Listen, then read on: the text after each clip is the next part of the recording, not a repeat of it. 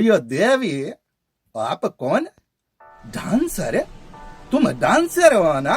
हम मुत्तु स्वामी, इस मकान का मालिक। नमस्कार, मैं राजेंद्र कुमार दिल्ली में रहता हूँ।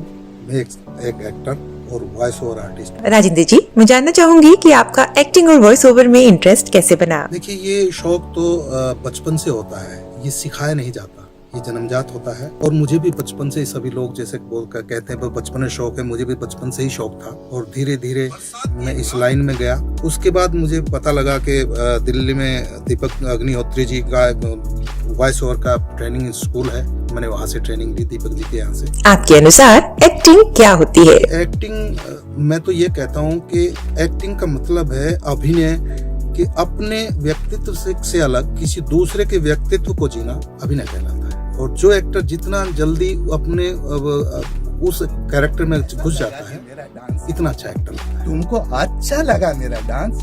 अयो, तुम्हारा हाथ बहुत कोमल है, बहुत ठीक ना। आपने एक्टिंग में क्या क्या काम किए हैं? अभी मैं 35-40 स्टेज प्ले कर चुका हूँ और करीब 20 सीरियल कर चुका हूँ। जाग मसिंदर गोरा खाया एक प्ले की, टेलीफिल्म थी, उसमें वो किया था। उसमें मैं एक मुस्लिम ड्राइवर बना था। उसके बाद crime criminal and police dog एक सीरियल था, उसमें मैं ठाकुर का जो खास नौकर होता है वो बना था। जाग मसिंदर गोरा खाया पुरिंदर शर्मा जी ने एक बनाया था सीरियल, उसमें मैं जो गरीब समाज है उनका मुखिया था। और अभी मैंने दशानन एक यूट्यूब के लिए 4 एपिसोड का सीरियल किया है, उसमें मैं एक IAS ऑफिसर बना हूँ। हमारे दर्शक जानना चाहेंगे कि एक्टिंग का काम पकड़ने के लिए कैसी तैयारी की जाए? इसलिए शुरू में जो हम काम करते हैं उसकी वीडियो तैयार होती है, उसकी एक क्लिप, 1-2 मिनट की क्लिप बनाते हैं और एक हम अपना रेज्यूम बनाते हैं। वो हम जो है आगे प्रोड्यूसर्स को भेजते हैं, क्योंकि जो एड्रेसेस होते हैं हमारे पास बॉम्बे के हैं, दिल्ली के हैं, जो हमारे पास एड्रेस होते हैं उनको मेल कर देते हैं। यदि उनके कैरेक्टर के हिसाब से हमें हमारा चेहरा मोहरा, हमारा फिजिक्स शूट करता है तो हमें कॉल करते हैं और हम जाते हैं। इसमें कोई ऐसा नहीं है कि मैं ये रोल नहीं करूँगा, ये नहीं करूँगा। हम एक्टर हैं तो हमें तो रोल करने हैं, जो भी जैसा भी रोल मिले हम करेंगे। क्योंकि जितना कैरेक्टर हम करेंगे, ये समझिए कि एक रोल करने के लिए एक जन्म लेना पड़ता है, क्योंकि उस कैरेक्टर में जाने के लिए रोज इम्तिहान देना पड़ता है, रोज उसकी तैयारी करना। एक एक्टर को कैसे रोल्स की तैयारी करनी पड़ सकती है? इसमें तो ये है कि जैसे अलग अलग वैरायटी के रोल हैं कैरेक्टर रोल के लिए। जैसे साउथ इंडियन का है, शराबी का है, मौलवी का है, मुस्लिम का है। तो ऐसे ऐसे हमें कैरेक्टर के रोल जो है ना भेजने पड़ते हैं प्रोड्यूसर डायरेक्टर को। वो उससे हमारी एक्टिंग का लेवल देखते हैं और जो उन्हें कैरेक्टर चाहिए होता है वो करते हैं, वो भेजते हैं, हमें कॉल करते हैं। यदि हमें टाइम शूट करता है या ऐसा लगता है कि हम जब बॉम्बे नहीं जा सकते तो यहाँ से ऑडियो क्लिप हम बना के भेज देते हैं। यदि उनको पसंद आता है तो कॉल कर लेते हैं। ऑडिशंस कैसे होते हैं और कितने टाइप के होते हैं? कई बार तो ऐसा होता है कि जो स्क्रिप्ट, जो सीरियल बनना होता है वो उसी की स्क्रिप्ट रखे रहते हैं, उस कैरेक्टर के लिए के डायलॉग रखते हैं और उसमें एक नहीं, उस डायलॉग पे कई आर्टिस्टों को बुलाते हैं, कई का ऑडिशन लेते हैं और जो उन्हें फिट बैठता है, जो सूटेबल लगता है उसको कॉल कर लेते हैं।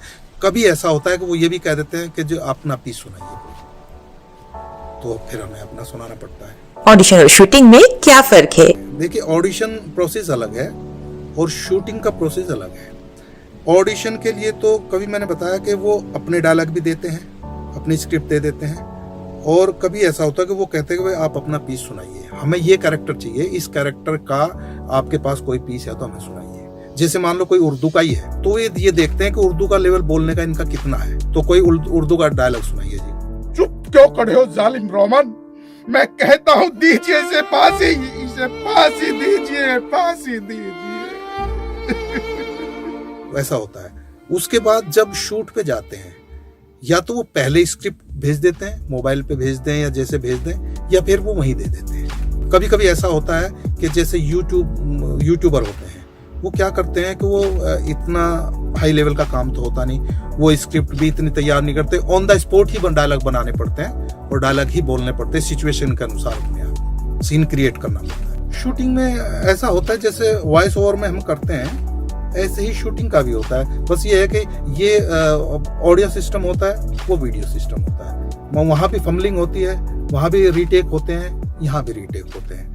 फंबल बोल तो एक सुनो, एक बार ना अपने डायलॉग को पढ़ लो। जी सर। पढ़ लो पूरा उसके। तो मान लो वो बोलते हैं कुछ टाइम के लिए, जैसे अभी आपने मुझे बोला था कि आप राजेंद्र जी आप एक बार देख लीजिए, डायलॉग पढ़ लीजिए, तो ऐसे ही वो बोलते हैं एक बार आप डायलॉग पढ़ लीजिए, आपके जहन में बैठ जाएगा, जबान पे चढ़ जाएगा।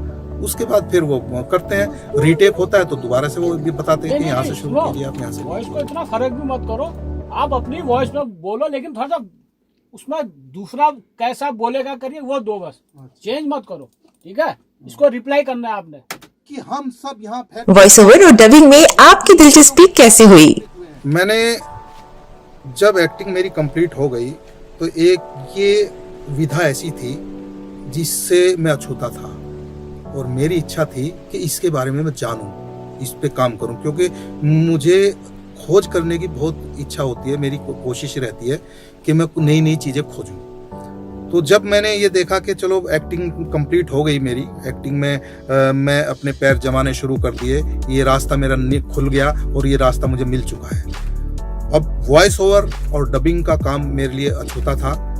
फिर मैंने देखा, यूट्यूब पे देखा, मैंने ये देखा कि भाई दिल्ली में कहाँ कहाँ वॉइस ओवर इंस्टीट्यूट है।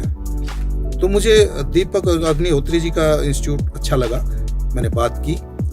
उन दिनों मैं जॉब में था, दीपक जी से मैंने बात की, मैं दीपक जी अभी मैं जॉब में हूँ। दीपक जी ने भी यही बोला कि अभी जॉब में है, अभी कुछ टाइम रुक जाओ आप, उसके बाद आप आना, फ्री होके आना। और उन्होंने, मैंने काम के बारे में भी पूछा, उन्होंने कहा आप चिंता करने की जरूरत नहीं है, आप काम आइए, काम सीखिए, और जो काम हमारे पास होगा काम भी मिलेगा और हर तरह से आपको कोऑपरेट करेंगे। मैं उनका इस काम के लिए धन्यवाद करता हूँ। देवी, जब तुम मुंह पे हाथ रख के नजर झुका के प्योले से मुस्काता ना, हमारा दिल में कुछ कुछ होता। तुम्हारे दिल में भी कुछ कुछ होता क्या? होता, कुछ कुछ होता। अయ్యో, लेकिन मालिक के चमचों से हम घबराना नहीं है हमें। मालिक की हर ईंट का जवाब हम पत्थर से देंगे। यही है तुम्हारी बेटी। तुम राजेंद्र जी, आप हमारे स्टूडियो में आए और इतनी सारी जानकारी साझा की, इसके लिए आपका धन्यवाद। दोस्तों, आपको ये वीडियो कैसा लगा? अपने सुझाव कमेंट बॉक्स में जरूर शेयर करें और ऐसे ही वीडियोस देखने के लिए हमारे चैनल को सब्सक्राइब करें। कैसा लगा जी मेरा डांस? तुमको अच्छा लगा मेरा डांस?